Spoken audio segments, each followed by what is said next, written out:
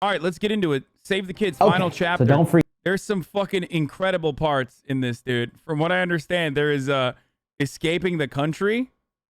That was one I did not know was going on. Not to spoil, but like I heard about what was going on. I didn't watch this video, so let's fucking go.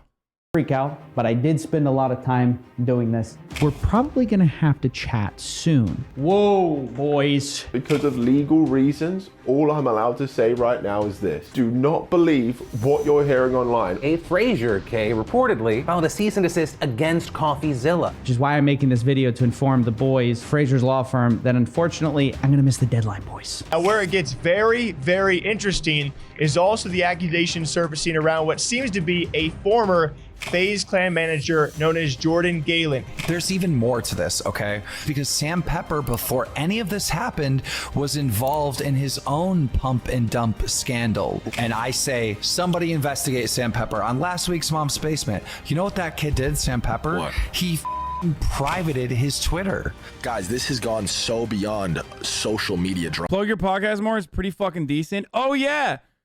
By the way, if you like podcasts, like I have a podcast, and it's very good. I have cool ass fucking guests on all the goddamn time. It's called Fear and Malding, and I do it with Will Neff. And I rarely ever plug it, unfortunately. But the latest episode is with Andrew Callahan of, Channel 5, aka formerly the artist who created All Gas No Breaks. I should have the fucking panel, like the Fear and Malding panel underneath in my W instead of this fucking Discord shit. In the W banner, I should change this banner soon. Straight up. Anyway, let's keep Drama on. at this point. Like, there's legal implications for these guys, I'm sure. All of these people making videos think that they know the truth and that they know who's responsible when they just don't. But they just don't. All right, guys, welcome to the final part of our story on Save the Kids. Taking a while, we got here. Save the Kids was a crypto charity coin, as many of you know, that turned out. Yeah, I want Hasan Twitter to fucking do the K-pop thing where you know how they always go like, oh, stream this, stream that. They should do stream Fear and Malding. That's what the Hoscore is not going to do it. So maybe Hasan Twitter will. To be a scam. It was promoted by some of the biggest influencers in the world, and for the past few weeks, Barely Sociable, Mudahar, and myself have been working to uncover the truth of what happened. This will be my final contribution to the story. So far, we've given everyone a lot in terms of evidence, but I think it's time to zoom out a bit. And so in this finale, I'm going to try to make it so that everyone can understand it and see this whole thing for what it was. And I'm going to be trying to create, using the best available information, a narrative on what exactly happened. Who changed the anti-whale code, who started the coin, who's been running these deals. I'll do my best to answer all of those questions, but bear in mind, you have to understand that many of these people with key information aren't talking. They're scared of law enforcement. Some of them might even be on the run, and others are just simply lying to me. But I'm not just here. Some of them might be on the run is so funny. Bro, it's like this is like serious financial crime level shit, dude. Yeah, they're just escaping the country after you fucking did a crypto rug pull. I love that. It's great. To talk about who's guilty, I also want to clear up anyone who got caught up in this. But anyways, without further ado. Yes. Thank God, dude. Thank God. The two dudes that I follow from FaZe Clan. I don't even know why I followed this dude. Was it Tico or something? He just seemed like a nice person. And of course, FaZe Banks. Absolved. Brother Banks is safe. Oh,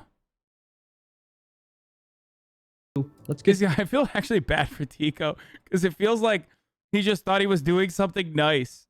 To the bottom of what is, in my opinion, the most like kids. I complicated love crypto saving scam kids of this year. And Ladies then they're like gentlemen, all welcome making money off of him as well. to the $10 million studio. I'm your host, Coffeezilla, the internet detective, and where we last left things, we didn't know who the mastermind was. We had key players. We also had some people who sold some Save the Kids token, but didn't have a pattern of malicious selling. And we also had a bunch of question marks, unknown wallets, and people who we really didn't know their level of involvement with this whole thing. And some people we didn't know if they were relevant or not. Remember, this guy named Manny seemed to be involved, but we didn't know who that was. And a lot has happened since that first video went live. The first thing was that nearly right after I put it up, I get hit up by none other than Manny. And he said his whole role in this thing has been misunderstood. He wasn't some big mastermind. He was just a connection guy. Yeah, so me and Fraser were in this one group chat, and it's a you have to pay to get in, or you have to have like $1 million in crypto. And through there, he asked, yo, I need a dev. And I'm like, I have a dev. And then that brings me to Lucas. That was my role. I was hands off from there pretty much. All right, so we can kind of cross his name off. It isn't a lot, but it's a start. There are a lot more names we have to check into. So the next thing we did was hunt for more wallets of people who were involved. And that's when we got pinged by one of the founders of Moonportal. Remember, this was one of the scams that was promoted by a lot of these so-called influencers. And this developer told us that influencers ruined his project. And because of that, he decided to give us the wallets of several famous influencers who were involved in his presale. Among them, Rice Gum. So this is it, the alleged wallet. It looks like on June 6th, he got some money from the presale, and 30 minutes later, he starts selling it off. Then he waits a couple hours and sells off the rest. So after a few hours, Rice Gum has 7 kids to his name, which, based on the fact this guy... Wait. They actually call... Oh, no, they fucking called the token. I totally missed that part. How did I miss that part? How did I miss that part where the tokens were called kids? Oh my God, that makes it so much funnier, dude. That's great. Oh, Jesus Christ. As an ambassador of the project is a pretty scumbag thing to do. However, looking through his other token history, this guy isn't a crypto mastermind. If I can be honest, Rice Scum is, from what I can see, not smart. Even though he abandoned Save the Kids seemingly at his earliest convenience, I'd put him more in a similar category as Jarvis or Nikan, who we talked about last time as selling off some of their Save the Kids token, but not having a pattern of malicious selling. I think that's really important as we go through this. And pretty soon after we got this lucky break finding Rice Gum, we got another lead when we heard that one of the influencers involved, Tico, wanted to volunteer his wallet, saying he had nothing to hide. We, of course, took him up on that, and here it is, Tico's wallet. Now, let me tell you up front, Tico is probably the only person in this whole story I feel bad for, because we have him on blockchain record putting in roughly $40,000 worth of crypto into Save the Kids token, and then just not selling at all. As you can see, Dude, that's so fucked. Like, if I was him, I'd be so pissed. Because, like, at that point, it's like your homies, like your teammates are fucking you over. You know what I mean? They're not just like, by the way, I got a good nose, dude. You have to admit, okay? You got the leader of Hasan tweeting, neither stream fear and malding for clear skin. Okay, I'll retweet it. LMAO, I totally think he just forgot. No, I think he's like a nice guy, dude. Bought some here. He even bought more from PancakeSwap and just held on to it as it tanked to basically zero. Which means that in all of this, Tico seems to be the only one who actually wanted to help save any kids. Now, as we were hunting for these other wallets, we found something that we didn't expect. See, our plan was to trace back the scams as we had in the past and talk to some of the developers. And among them, we kept hearing a name pop up, Jordan Galen. And I want to say, I didn't mention him in the first video because I had never heard of him before. I didn't even know he was involved in Save the Kids. But the more we explored projects beyond just Save the Kids, his name kept popping up as someone who is organizing these deals. Here, for instance, is a text from Jordan Galen to the Moonportal team. Hey, Hazim, I was telling Gabe that officially confirmed is Fraser, Jarvis, Rice Gum. I'm sorry, but Hazim literally sounds like what you guys would call me. Yeah, see, you're doing it already. Okay, Puggo Hazim. Oh, God. Our brains are fucking broken, dude. There's like 30,000 kids in here with broken brains.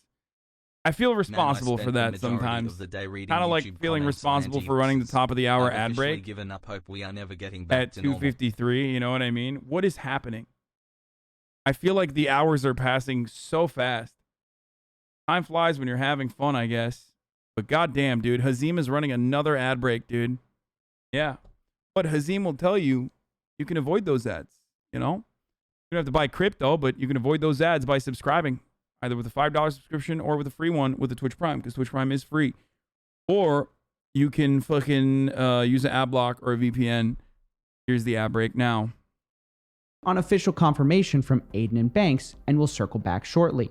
Now, this Hazim he addresses, I actually spoke to. He filled me in on how all this worked. Apparently, Jordan was the go-to guy on these guys' behalf.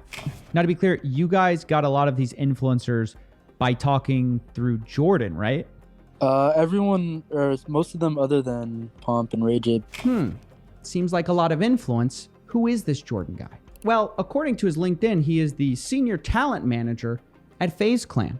And he admits he was brokering crypto deals for talent such as K, Jarvis, and Raz. When I asked him about it, he said, quote, "This began with me answering emails that were sent into Fraser's inbox. After a few of the deals, I got in contact with a party who then brought in a bulk of the deals to me, and that's it." And you might be asking, what did Jordan get out of all this? Well, commission. According to him, and we were talking about Fraser's deals specifically here, quote, "After Fraser was sent the money, he sent me between 10 to 20% of what he got. There was never formal conversations about commission since Fraser just always took care of me on every deal we did." So it seems like Jordan Galen's the guy going out there, getting the deals, negotiating the terms. And this is later sort of confirmed when we found such a deal in negotiation. It actually fell through, so it never happened. But it gives you an idea of the numbers we could be talking about here. K was supposed to promote something called Ape Haven Token. And at the time, they were negotiating to be paid over $500,000, of which $150,000. Oh my God, dude. Okay, this makes...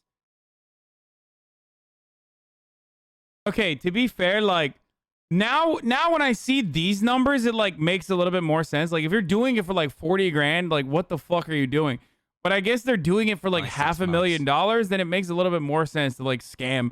It's still scummy as fuck, but I also didn't even understand why you would do it, but there's at least, like, a financial incentive in this situation. Would have been part of a giveaway to promote the coin. It's still horrible, by the way. You are still a horrible person. Do not misunderstand what I'm saying.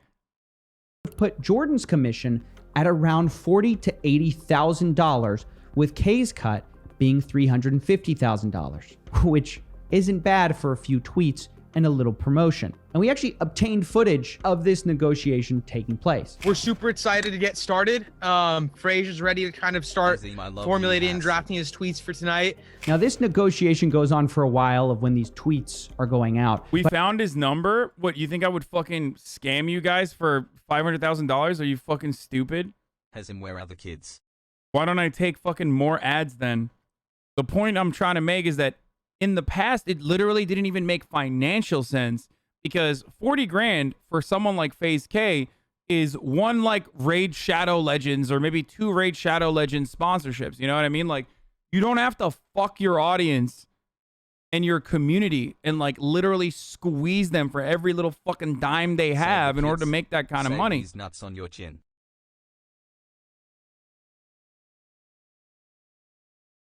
So it doesn't make sense from that point, but, like, at least if it's like 500,000, like, there's more of a motivator there. There's more of a motivation there to, like, fuck people over. But I noticed that Jordan Galen was doing most of the talking, and later the call is wrapped up rather strangely. Very cool. Yes, sir. Yeah, we're down. We're down to go now, man. Hey, we go to the moon tonight, and then we start going over to Mars, and we get all the way to Pluto. Let's do it. Fantastic. Yes, sir, mate. I'll see you there. Right. Now, unfortunately, since this deal did not work out, we don't know if they made it to Pluto or not. But we know how these deals were getting to K and others. Jordan was hunting them down, but not just for FaZe members, for others like Rice Gum as well. This brings up kind of an important question. If a talent manager for FaZe Clan was involved... Dude, my favorite thing is, like, bros who watch popular movies and end it too short, so they don't end up actually learning the lesson from said popular work of art. It's like you only watch the first half, and then you're like, oh, this is sick, dude. It's like Wolf of Wall Street is a great example. Fight Club is another one. The fucking psychopath one, Patrick Bateman, what was it? God damn it. American Psycho, psychopath. American Psycho is another famous one where it's just like Great Gatsby is another one. Yeah, it's like these dudes will watch like the first half and go, "Oh, this is fucking sick." I will tailor my entire personality around these guys who are supposed to be like the villain or the anti-hero. Did FaZe as an organization know about this? I've spoken extensively to everyone I could about this, starting with FaZe Banks. He immediately denied any knowledge, and after hearing what Jordan Galen had done, FaZe Clan promptly fired him. I asked Jordan Galen if any of these deals had crossed FaZe Clan's desks, and he responded, quote, "No, I didn't bring in the deals through the paths I usually did, and was working with talent directly. There were no agreements, so there was nothing ever to send FaZe legal to review, nor did FaZe get any financial cut on these deals." This corroborates what he'd tell me later. Jordan told me, quote, "There were no contracts either." Now, given all of this, I'm comfortable saying FaZe as an organization didn't know what was going on with these crypto deals, because it just kind of doesn't make sense. If FaZe knew, they'd want a piece of the pie. And the other part of this is that if they knew, they probably would have vetoed it, because why risk an $100 million plus brand for a 40 grand payout over here or there? You know, it doesn't make sense. But if you're a talent manager who's looking to get paid a little bit on the side, I don't know. I think that just makes a little bit more sense that way. And this doesn't mean that I endorse FaZe or I'm phasing up or whatever. I've seen so much flack online that coward, phase the fuck up, Coffeezilla, or else you're a fucking coward, dude. With this entire aesthetic looks a little weird right now in this angle. You know what I mean? It looks a little sus. It looks a little sussy with the colors and the banner. I just saw it. First time ever. That this whole thing is a FaZe conspiracy and how FaZe knew and all this kind of stuff. And from what I've seen, that simply isn't true. But okay, if FaZe, the organization, didn't know, who did know?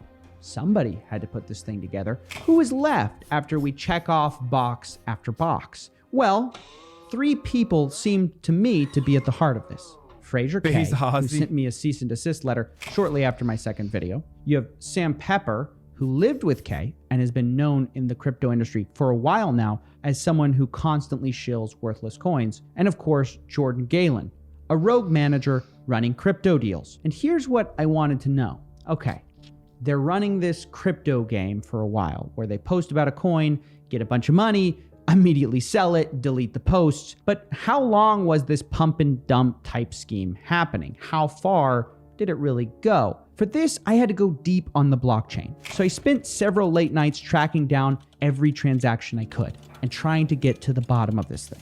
And what I found at his $10 million studio, by the way, found out was that this thing went deeper than I ever could have imagined.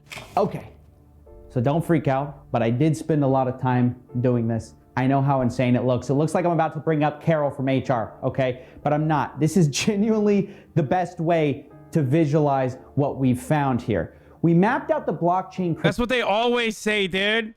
What are you doing? He's pulling out the Glenn Beck, dude. Or the Pepe Sylvia. Oh, no. Crypto transactions between 3 people we know about. K, we have Jordan Galen, and we have Sam Pepper. And we map these out in order to find out where their connections are. So let me tell you, he did it on purpose to look like the meme I know. In pink are the altcoins. In purple are the main wallets. So here we have Fraser's main wallet. Right here we have Jordan Galen's main wallet. And up here, Sam Pepper's main wallet. And I also threw in Jarvis over here in order to show you guys the difference between a normal wallet and the rest of these guys. So over here, it's just one wallet, and it's connected to 3 things: Save the Kids, Doge Elon, and Jordan Galen. Comparatively, look at someone like K. He's tied to nearly everything. Different wallets, different crypto coins. He's moving money between different accounts. Like, for instance, this whale wallet for K. And what we've done is color-coded each wallet we believe these guys control. K, for instance, we colored in light brown. The wallets we believe Jordan controls in light blue, and the wallets that Sam Pepper controls in green, all in order to give you a better understanding of their operations. And the reason we went through all this trouble is because if I sat here and walked you through each and every transaction, you'd get lost, because it wasn't always their main wallets doing the sketchy business. Here's a small example. See, OXE40 here.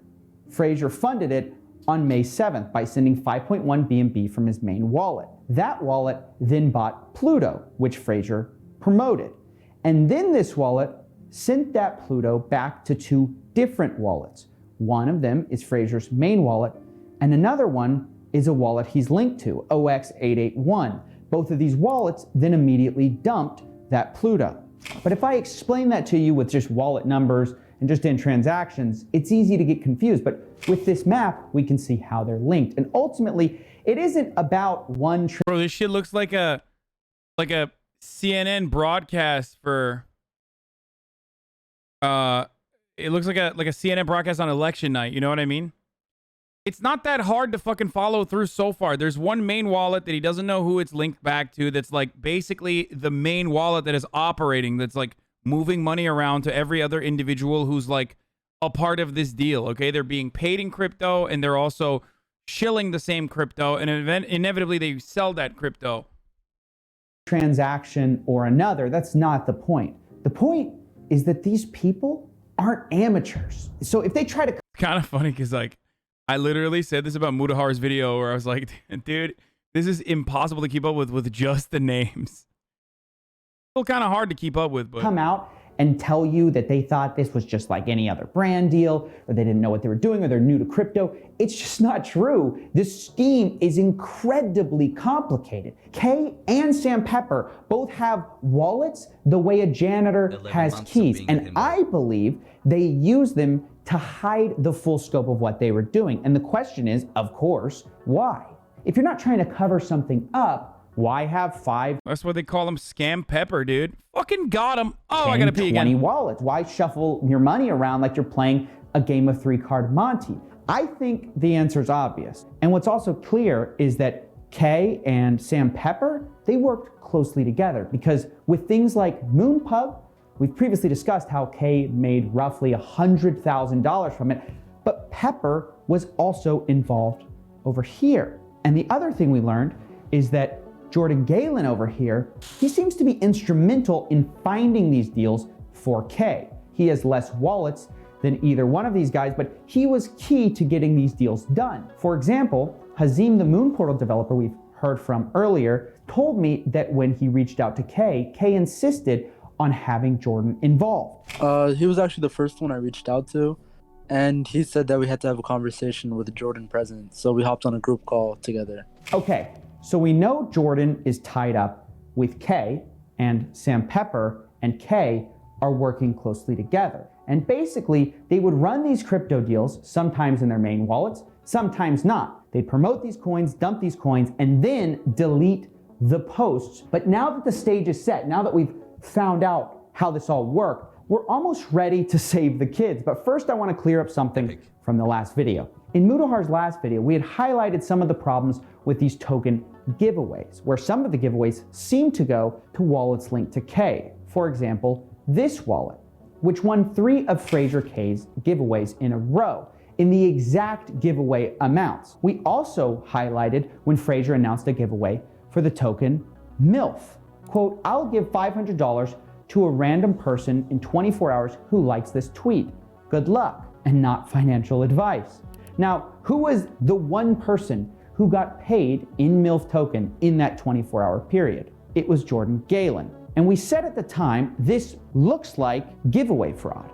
But Jordan was adamant that no such giveaway fraud had happened, that this was his commission fee, he told us, not giveaway winnings, which, fair enough. Call it commission, call it whatever you want. The fact is, Jordan immediately sold that MILF token right after, as Kay was tweeting and hyping up these tokens. Now with that short correction out of the way, and now that you understand the key players and their history with crypto, let's talk about Save the Kids. All 3 of these guys, Kay, Galen, and Sam Pepper bought into the pre-sale. But were they all equally responsible? Who's in charge? Well, as I was trying to figure it out, someone who I wasn't expecting suddenly reached out.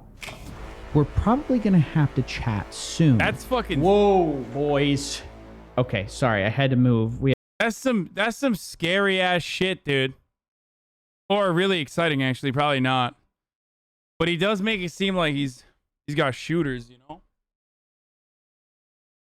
And also, he didn't say that. He said this. We're probably gonna have to talk soon. We're probably gonna have to chat soon. Oi, noi. We're gonna have to chat soon, Coffeezilla. How dare you let chat myself soon. That's how he said it. Whoa, boys. Okay, sorry, I had to move. We had to go back in front of the screen for this. Obviously, when I saw this, my mind was blown. We've been trying to get a hold of this guy like forever. He's one of the key players here. So immediately I respond, hey, got time now? And then I gave him some You got a license for that, bruv? contact information. And then for probably, I don't know, 5 minutes, I just see these 3 bubbles that are killing me. And my heart is just like pounding. Because this guy could be the key to this whole thing, this whole save the kids thing. He's maybe the missing link. But then he replies, sorry, mate, moving. Sorry, mate, moving. All this shit means the house closed down and everything will most likely be next week. Keep this between us till then. I don't want to create any unnecessary drama till we fully get to talk. Start to finish of what happened.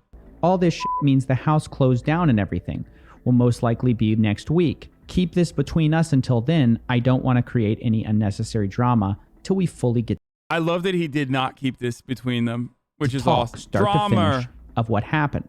I got to tell you guys, being this close to it, this deep in the investigation, and almost getting this guy to talk only to be pushed off was just killing me. And because at this point we have to play a waiting game, right? But we did learn something. It seems like whatever friendship him and Kay had seems to have disintegrated, because moving out of Kay's house where they lived meant they wouldn't be working together anymore. But while I waited for a response for him to get back with me, I got sent an anonymous email that caught me off guard. In it was a recorded call with Lucas, the developer. You guys should remember him from the last episode. He designed the Save the Kids project code. He also changed the whale code, but said he was just doing that because he was told to. Coffee, this is what I was told to do. I'm contracted. I don't know what to tell you. And in this new recording, he finally points the finger at who told him to change that whale code. There's a big argument between the devs to change the code and the devs trying to not wanting to change the code, obviously explaining why this 24 hours is necessary. But there is a behind-the-scenes manager who mainly pushed this. This was Sam's pushing, trying to argue with the devs that the code should have been changed, so it was a lot less limiting. Whoa. So Sam Pepper was the one behind the whale code change. I asked Lucas myself, and he confirmed it. Now, full disclosure, I think the email containing that video about Pepper is from Kay, just anonymously. Now, I have no hard proof of that, but the tone of the email sounded like it was from Kay or his team. And it's worth knowing that as we move forward, because later it emailed me a bunch of really personal information about Pepper, like literally a photo of Sam Pepper seeming like he was just going out to his car or something, like he was being watched without his knowledge by some kind of a private investigator. But regardless, whoever was sending me this information, it was pretty obvious that I wasn't the only one investigating Sam. Other people wanted to know what he was up to as well. And then I got another email. I know, lots of emails here. This time from an ex-Sam Pepper fan who invested in the coin himself through Sam Pepper. He showed me that Sam was actually part of the promotion of this coin because he ran his own version of the pre-sale list. This is a list of people Sam Pepper got to put in money and got them Save the Kids before the public could ever get involved. Now, I analyzed what these people did with their coins, and it turns out a huge proportion of these guys dumped their coins 3 to 4 hours after launch, which may have been part of the cause for why the coin got rugged. But at this point, I'm thinking Sam clearly played a hand in the rug. Like, who the fuck is running around being like, oh, I'm a Sam Pepper fan, bruv? I'm a Sam Pepper fan, bruv. Oh, you don't fucking understand me, yeah? No, but for real, who the fuck is a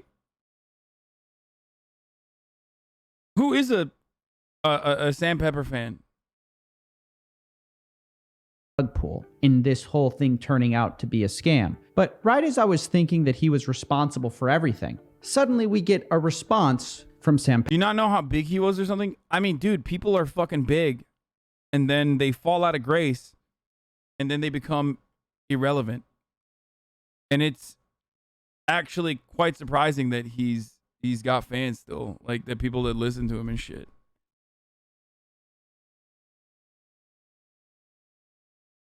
Pepper. It's long and full of PR, so let me give you the important part. I've been a paid consultant to Kay for 2 years. I took orders from him and had no authority independent of him. Everyone knows that. Kay does what he wants and doesn't do anything he doesn't want to do, even if others want him to do it. Everyone knows that too. The name, concept, and aspects of Save the Kids coin were Kay's idea, and he chose and assembled the team members he controls. That's what Kay does. Okay. Obviously, we have to... Wait, so now everybody's just like tossing the blame back to fucking Kay, dude. 6-month tier 1 sub. Let's go. Including Scam Pepper. Take this with a huge grain of salt coming from Pepper, because everyone's playing this like PR game at this point. But what if there is some truth to this? Was Kay behind Save the Kids token launch? I mean, he made himself seem like another ambassador, but what if he's the one who launched it? Then I get sent this picture. I'm beginning to realize that a lot of you know a lot more about Sam Pepper because, oh my God, I accidentally said Sam instead of Scam Pepper, because you were around for the Ice Poseidon era on Twitch, and I guess he like continued Scam Pepper's career. He kept it afloat a little bit, you know.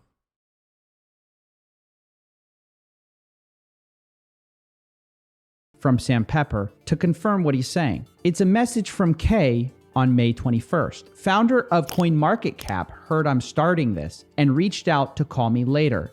Wow. Now pay attention to these like dates. He was I remember him because I remember covering like something where he did like a kidnapping prank. Like he just literally fucking kidnapped his friend for a prank. And I think he would do like a lot of sexual assault pranks. And then I guess like some of those sexual assault pranks weren't really pranks. Like he actually sexually assaulted people. So I remember all that stuff. And then he kind of fell out of favor on YouTube, or at least I thought like he became irrelevant. But I guess behind the scenes, he was like still kicking it with Ice and stuff, or in that circle. Because this is important. This was allegedly sent on May 21st, 2021. And presumably he's talking about Save the Kids here, because when you go look up the domain for Save the Kids, he had a huge Discord from the Ice Poseidon era, and he converted into a scam coin haven earlier this year. Yeah. Kids, guess when it was created? May 20th, a day before. So a day after this SaveTheKids.io website is created, right here, Kay is contacted by the founder of CoinMarketCap. Now, I reached out to Kay to try to confirm this screenshot's existence, because obviously I don't trust Sam Pepper as far as I can throw him, but Kay didn't respond. But even without all this, right, everything does seem to point at Kay starting this coin. We know that he's the one who brought on Lucas the developer. We know he used Manny's connections. We also know he brought on Sam Pepper to mod this thing up. And you know what else? This giant pre-sale wallet that everyone's been sending money to, this one right here, it looks like Kay might control that too. It was active after the pre-sale money was sent, and even sent $20,000 to an address linked to Kay. All of this evidence points to Kay at least being the creator of this coin, but it doesn't take away from the fact that it seems to be Pepper who doomed the coin by changing the whale code. And of course, where does our good buddy Jordan Galen fit into all this? We know that he's been facilitating a lot of these deals, but on Save the Kids, his role does seem to be a little bit more low-key. He seems less involved. He initially insisted that he had nothing to do with the coin. Quote, "I want to be abundantly clear. I had nothing to do with the development, organization of talent, marketing, or anything to do with Save the Kids coin." I responded, "Why are you lying?" And then sent him a screenshot showing Can you explain the whale code and what it did? Yes. There is there's coding that you can put in these like crypto shits, in these like crypto scams, in an effort to like stop it from, in an effort for big people, in an effort to stop big people from like basically doing a rug pull. So they cap it. They cap the amount of fucking crypto that you can sell, like a cooldown basically. So you can't do like a rug pull. Okay? Big Sigma moments. Yeah, stop Big Sigma moments from holding frame. Him trying to onboard a popular YouTuber onto Save the Kids. This text is from Jordan himself. Quote, "Hey, great to be connected. One of the talents I represent, FaZe K, is one of the lead ambassadors for a new crypto token launch, Save the Kids. We would love to get this person involved." Now, I'm not showing their name because they declined the deal and I don't want to just drag them into drama for no reason. But the point is, he clearly was working on some of the organization of talent. Now, when I showed him this, Jordan backpedaled. He said, "If I tried to have anyone be part of the project, it would be because either Sam or Frazier requested I reach out to a talent to see if they were interested. But I am being very genuine when I say..." Dude, I love this because like now everyone is just like, oh, it wasn't me, it was him. Oh no, just kidding, it was actually him. Everyone is like, except for FaZe K, pretty much every other person is like trying to point to the fall guy, except for FaZe K, who's like, everyone is lying. That's what he's saying. But like, or Frazier K, sorry, not FaZe K anymore. So that's what's going on at the moment. And it just unironically feel like everyone was just kind of, dude, I'm not going to tell you what my gym schedule is, dude. Chill the fuck out, you psycho, dude. Take a day off, okay? Take a day off. Say to you that I did not have any involvement, and I'm not lying to your face. People literally just like on Twitch chat, people literally just like don't treat this as like a normal room where you would, interact with one another and also with the content creator. It's just like, no, this is like my fucking... This is literally like my opportunity to Google something for about you. Okay? Interesting. Jordan would later tell me that this is the only person that he approached with this deal. So make of that what you will. Going back to the wallet map, I think a picture is starting to emerge here, given our available facts. A story of what happened. So here is, in my opinion, what happened with Save the Kids token, given all this new evidence. I think all three of these guys were doing this crypto thing for a while, where early dumps meant big profits. Jordan is the deal guy. We've got Sam Pepper, and we've got Frazier K being more of the crypto people. And then one day along comes K, and he decides, you know what? I want to start my own charity coin. So he gets a bunch of big influencer friends on board using him and his manager Jordan Galen's connections. Then at some point, Sam Pepper is brought in on the team, maybe to mod this thing up, which seems to have been a critical mistake. Maybe Kay thought that because Sam Pepper and him lived together, his friend would act different for his project and not rug the coin. I don't know. But then Sam Pepper starts selling off a bunch of Save the Kids token to his own gang of people, and he receives in exchange a small fee of 1 BNB from many of these wallets, which he immediately then sends to his main wallet. Meanwhile, Kay is working on promotion and gets several famous influencers. This, of course, hypes up all of their fans who get their wallets ready for the big day. But right before launch, we have Sam Pepper, who approaches Lucas, the developer, with the idea of changing this whale code. Lucas says that he was just following orders and makes the change. And all of this dooms Save the Kids token from the very start. Then comes the day of launch. This project is supposed to be unruggable, but immediately the project gets rugged as sellers take advantage of Sam Pepper's code change. And then the price collapses. Sam Pepper's group seems to be one of the first to fully jump ship. 4 hours in, they were completely out. Kay isn't any better. He started selling 40 minutes after launch and continues selling until 24 hours later, he's out too. Out of what looks like to be his project that he started in the first place. Jordan Galen also abandoned the project early. He sold off within about 6 hours. Kay's influencer friends who shot this embarrassing promo, well, they also sold some or all of their tokens really quick, all except for Tico, of course, who didn't sell any. But with all of this sell pressure, the result is obvious. The project collapses. All the while, the fans of these guys are dumping money into a project that never had a chance. Except wait, that isn't the full story. There's a bit more. And I'm sorry for adding this in. It's 6 a.m. on video launch day, and I'm still getting new information on the fallout of the story. So I'm just gonna have to shove this in somewhere real quick because I've just found out that Sam Pepper fled to the US to go back to the UK. Here's the evidence. First, I found a new photo of Sam Pepper in the UK. You gotta appreciate the shirt he's wearing that says paranoid. Nice, Sam.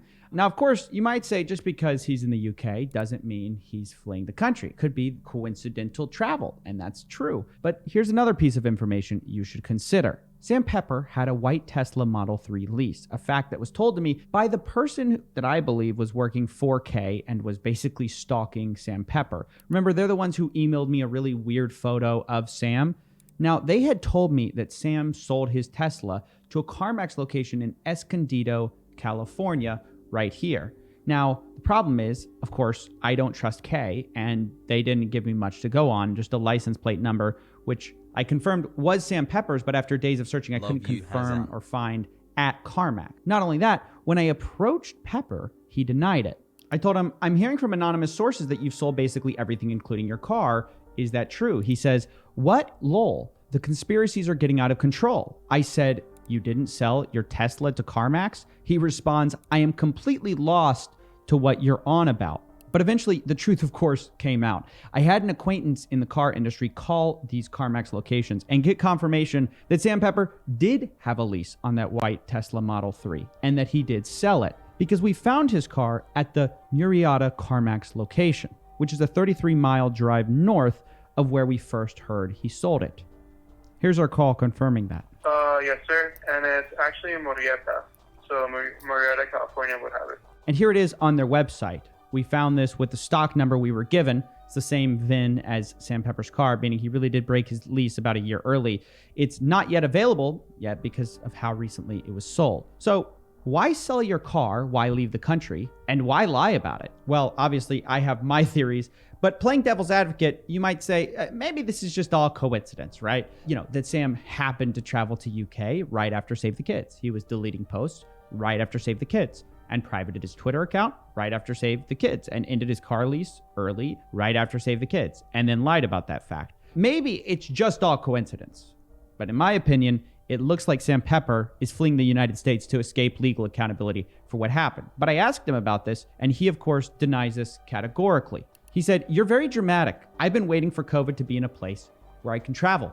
UK just released its mask mandate, and I haven't seen my family in years, several years. I private my Twitter as I'm not tweeting about crypto right now. And as there's clearly drama with influencers talking about coins, etc., I have hundreds of thousands of people who can still see it. And if you're saying that I deleted tweets, then you can see that too. Not much hiding or running going on there. I get that the storyline would further your story and make more of an interesting angle, but it factually isn't the truth.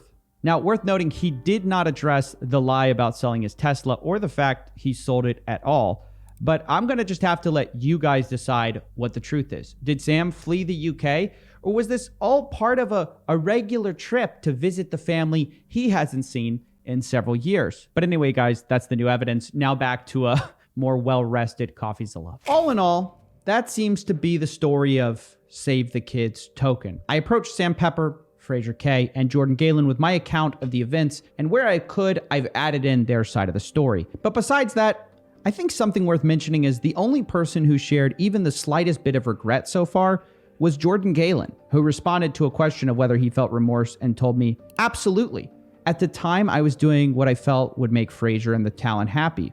I didn't want to upset anyone by not helping, so I helped get on some calls and negotiate deals, and one thing led to the next. Now, this obviously isn't the world's best apology, but coming from the guy who probably had the least to do with Save the Kids of these three people, it's at least something. You know, Kay, meanwhile, has dodged all responsibility and tried to pin it on Sam.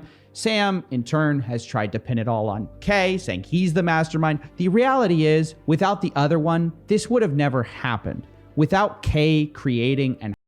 Bro, they literally fucking... Didn't they live together? Like, aside from all of that, aside from, like, them finger pointing, and I don't even care about the fucking manager. I think the manager was definitely guilty here as well. But aside from all that, like, they literally live together. Like, they did it together. They're all in on it. Like, did you hear all that? Yes, of course I did, dude. I'm fucking watching. I'm always watching. 14 months, Pog.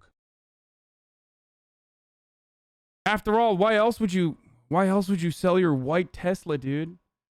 I mean, I do think that he's, like, definitely escaping a little bit. I don't know, like, what kind of actual legal scrutiny he might be under. Charity fraud. But ultimately it's done through cryptocurrency, so I don't know. Like, I feel like the SEC does not... The time of the white man is over. Remember, you pleb. Okay. And hyping up this worthless coin, this could have never happened. And without Sam changing the whale code last minute, this also could have never happened. And the irony to me is that before this falling out, these guys were clearly working together in crypto, involved in the same coin. So don't let them fool you as they try to, you know, point the finger at the other one. There's plenty of blame to go around for both of them. So there you go. That's the story of Save the Kids. Oh, and since I know everyone's going to be asking me about how much money everyone made, let me just get through this real quick. I just have no clue. I thought I did when I had just one wallet per person, but now that there's like 20... God damn it, dude. Wallets, finding an exact number, unless you're like a forensic accountant, is next to impossible given how convoluted all these wallet transactions can get. You guys saw the board. But what I can tell you is that it wasn't a lot. Not on Save the Kids, at least. Pepper probably made the most money since he sold the earliest, but the real money, to me, seems like it was made earlier for these guys, back when Kay and Pepper were on the same team running these crypto deals. Moonpug, Pluto, Eclipse, Titscoin, Safe Galaxy. I think this is where these guys made their real money. We know already that these deals could easily net 6 figures for them, so they could be millionaires from this by now. And it's crazy to think that if Save the Kids had never happened, we wouldn't know the extent of these other stories. We wouldn't know how these influencers have been taking advantage of their fans. And obviously it goes beyond Kay and Pepper, right? Like, just how many influencers have done this, deleted their tweets, and gotten away with it? It's crazy to think about. But hopefully this series has shown people that A, we need regulation in crypto for these promotions, and B, once it's on the blockchain, it's forever. So if you are an influencer who thinks that you can delete some tweets and never get caught, you might be wrong about that. We will eventually find you, and we will expose you. And hopefully, eventually, maybe the cops will pay attention to what's going on here. I don't know, like... Yeah, good luck, dude. It's not happening. One, I don't think the SEC regulates cryptocurrency like that. I might be wrong about this. But two, police or federal authorities will never give a shit unless you are stealing from A, the government, or B, the rich. Okay?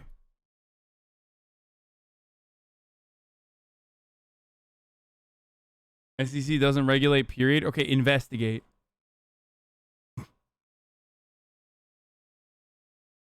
The FBI, the SEC, somebody else needs to get involved in this besides me. I'm just going to be straightforward with you guys because I'm about to go crazy watching all this stuff unfold. So hopefully it's not just me finding you and exposing you. Hopefully it's those guys because I'm kind of tired of looking at the blockchain for now. Anyways, I think that's basically it for me. I'm going to go take a long nap, probably drink a lot. I'm out of here. See ya. I know what you mean. This ain't what it seems. I just don't get it. Why they keep doing this? You can legally steal money from people, but they choose the illegal route for the thrill. No, I think that our previous understanding of exactly how much money they fucking milked out of their fans, is wrong. I think they probably get a lot out of it. I think they get like $500,000, I suspect, at least.